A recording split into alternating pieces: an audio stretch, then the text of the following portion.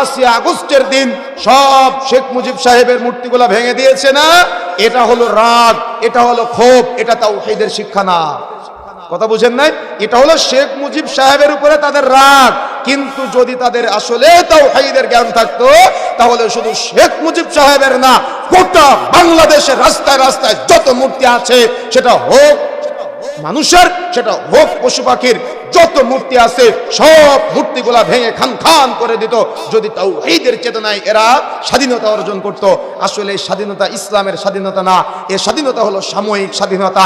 এই জন্য সতর্ক হতে হবে, সাবধান হতে হবে। তাওহীদের জ্ঞান যদি আমাদের থাকে তাহলে এই বাংলাদেশের মাটিতে যত মূর্তি আছে রাস্তাঘাটে, যত মূর্তি আছে আপনার বাড়িতে, আপনার অফিসে, আপনার মাথার উপরে, সব ভেঙে খান খান করে ফেলতে হবে।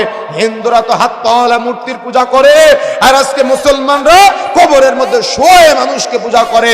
আজকে আমাদের যুবকদের যদি তাওহীদের জ্ঞান থাকতো তাহলে শেখ মুজিব সাহেবের মূর্তি ভাঙার সাথে সাথে অন্যান্য যত ব্যক্তির মূর্তি আছে বাংলাদেশে সব ভেঙে খান খান করে দিত।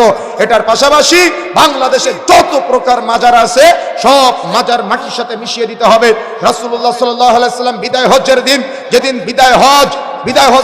মক্কা বিজয়ের পরে রাসূলুল্লাহ সাল্লাল্লাহু আলাইহি সাল্লাম যখন দেখলেন কাবার আশেপাশে যত মূর্তি আছে, সেদিন রাসূলুল্লাহ সাল্লাল্লাহু আলাইহি সাল্লাম বলেছিলেন, জাল হক ওয়া জাহাকাল বাতিল ইন্নাল বাতিলা কানা জাহুকা।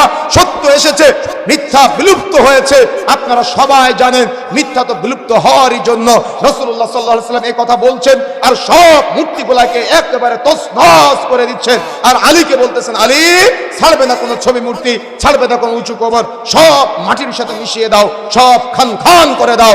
আজকে আপনি মুসলমান নামে নামকরণ করে আপনি হয়তো হাত পাওয়ালা মূর্তি তৈরি করেন না, কিন্তু আপনি স্মৃতিসৌধের নামে মূর্তি তৈরি করেছেন। আপনি হয়তো হাত পাওয়ালা মূর্তি তৈরি করেন না, কিন্তু আপনার ঘরেতে, আপনার অফিসে মাথার উপরে দুইজন বড় বড় বা দুইজন বা একজন বড় বড় বিশাল ব্যক্তিদের ছবি ঝুলিয়ে রেখে আপনি মূর্তির পূজায় লিপ্ত আছেন। কেমন মুসলমান আপনি? এজন্য আল্লাহ বলছেন, ইন্নাল ইনসানা লাফি খুসর, নিশ্চয়ই মানুষ ক্ষতির মধ্যে নিমজ্জিত। এই বক্তব্য দিলে মাইক বন্ধ করে দেওয়ার চেষ্টা করে অনেকেই। আপনি মাইক বন্ধ করে দিয়ে কি করবেন?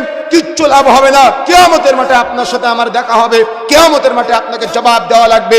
আপনি যে শিরিক পুষতেছেন, আপনি যে শিরিকের পিছনে ইন্ধন দিচ্ছেন, আপনি যে শিরিকের পিছনে টাকা খরচ করতেছেন, এই যে শিখা চিরন্তন, শিখা অনির্বাণ জ্বলতেছে, চলমান চলতেছে আমাদের সমাজে, এগুলার পিছনে যারা সময়, শ্রম এবং অর্থ উপার্জন বা সম্পৃক্ত অর্থাৎ ডোনেশনের সাথে জড়িত, সবাই সমান অপরাধী, সবাই শিরকিয়াতের সাথে জড়িত।